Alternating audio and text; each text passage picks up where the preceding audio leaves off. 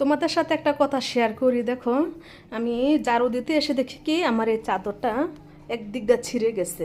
জানো, আমার বিয়ের পর যখন আমি আমার শ্বশুর বাড়িতে আসি না, আমার শাশুড়ি আমাকে এই চাদরটা দিচ্ছিল। আমার কাছে না খুব ভালো লাগছিল, আমি তুলে রাখছিলাম। আমার ছেলেকে যখন বলছি বাদন এটা তোমার দাদুর হাতের দেওয়া চাদর, তখন বলি আম্মু চাদরটা খুব সুন্দর, আমাকে বিছিয়ে দাও। মানে যতবার উঠে ততবারই বলে আম্মু এটা আমাকে বিছিয়ে দাও। এখন কি হলো, চাদরটা চাদরটা ছিঁড়ে গেল। মানুষ চলে যায় কিন্তু তার হাতের স্মৃতি ঠিকই রয়ে যায়। দেখো, এই যে সোফা, এটা কিন্তু আমার শাশুড়ির হাতের দেওয়া। আমার বাহিরের সোফা আমার শাশুড়ির হাতের দেওয়া।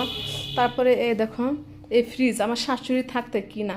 হ্যাঁ, তারপরে এই যে এটাও আমার শাশুড়ির হাতে। শুধু আমার এই টিভিটা কিনা, আরও আছে ফ্রিজ, কিন্তু আমি নতুন আরেকটা কিনছি।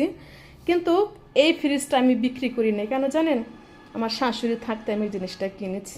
কেন জানি, আমার মনে হয় তার হাতের জিনিস যদি আমার কাছে থাকে, শোকেসটা কিন্তু আমার শাশুড়ির, যে তার হাতের জিনিস যদি আমার কাছে থাকে, আমার মনে হয় আমার শাশুড়ি আমার কাছে আছে। আমার শাশুড়ি খুব একজন ভালো মানুষ ছিল, জানেন, খুবই ভালো মানুষ ছিল। চাদরটা কিন্তু সত্যি এখনও ছিঁড়ে গেছে।